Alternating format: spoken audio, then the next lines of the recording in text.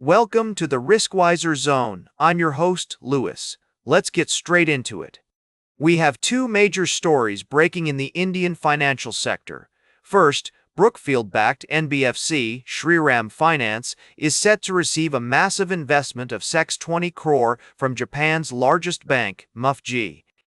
This deal will give MUFG a 20% stake in Shriram Finance, making it one of the largest foreign direct investments in India's financial services sector. The partnership aims to strengthen Shriram Finance's capital base and accelerate its growth trajectory, particularly in the MSME and retail markets. On the other hand, we have Brookfield-backed Indian NBFC Shriram Finance's peer, which is also making headlines today. Brookfield has invested heavily in India, and this news bodes well for the entire sector. In another significant development, Brookfield-backed non-banking financial company, NBFC Player, has seen a major investment from a leading global player. Brookfield itself isn't the story here, but rather its portfolio companies, such as Shriram Transport Finance, which competes with Shriram Finance in certain areas. To put things into perspective, these investments demonstrate the growing confidence of foreign investors in India's financial services sector. The collaboration between MUFG and Shriram Finance will not only enhance the latter's capital adequacy, but also unlock synergies in technology, innovation, and customer engagement. As we continue to monitor these developments, it's essential to consider the potential implications for the Indian economy and the broader financial landscape. With India expected to become the world's third-largest economy by 2030, these investments could play a significant role in driving growth and advancing financial inclusion. We'll be right back with more from the world of stocks and finance on the Riskwiser Zone. Welcome back to the Riskwiser Zone. We're diving into the world of finance and economics, where the Bank of Japan's surprise rate hike has sent ripples through the markets. The BOJ increased its interest rates by 25 basis points to 0.75%, the highest level in 30 years. This move is aimed at containing inflation, which currently stands at around 3% in Japan. Now, you might wonder how this affects the global economy and, more specifically, the crypto market. The U.S. Consumer Price Index revealed a 2.7% year-over-year inflation for November, lower than expected, which has raised hopes for easier Fed policy. However, Japan's rate hike adds to the global tightening pressure. The crypto market seems to have digested this mixed news relatively well, with Bitcoin rising by 1.2% to nearly 88,000 and Ethereum gaining 4% to reach 2,950.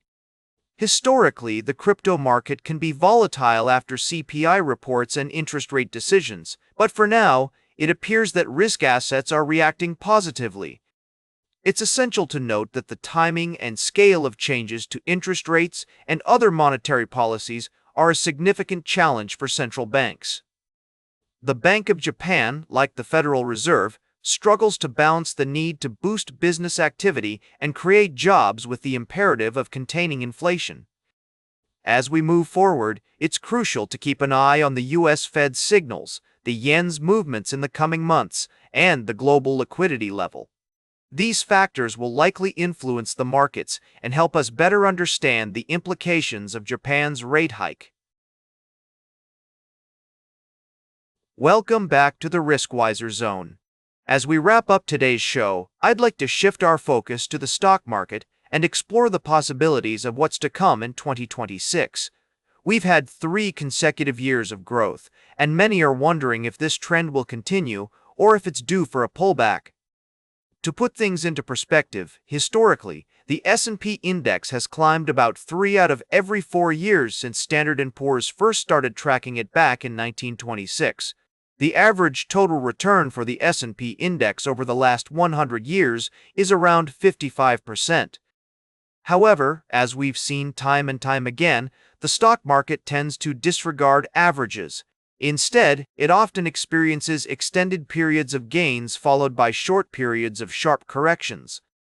Interestingly, out of 37 three-year periods where the index increased in each year since 1926, 24 of those periods saw the index climb for a fourth consecutive year.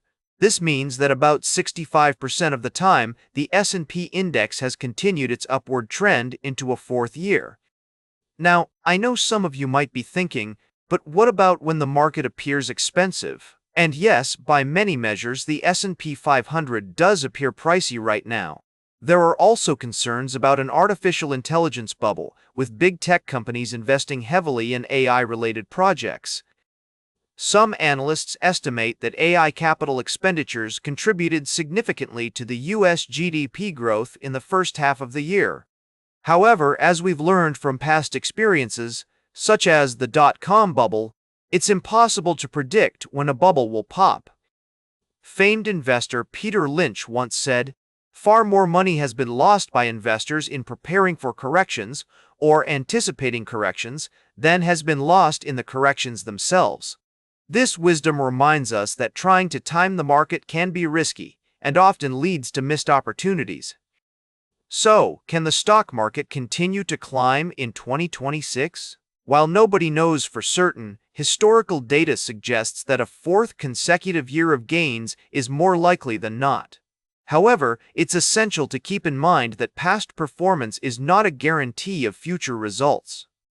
As we conclude today's episode, remember that investing always involves some level of risk. It's crucial to stay informed, diversify your portfolio, and avoid making emotional decisions based on short-term market fluctuations.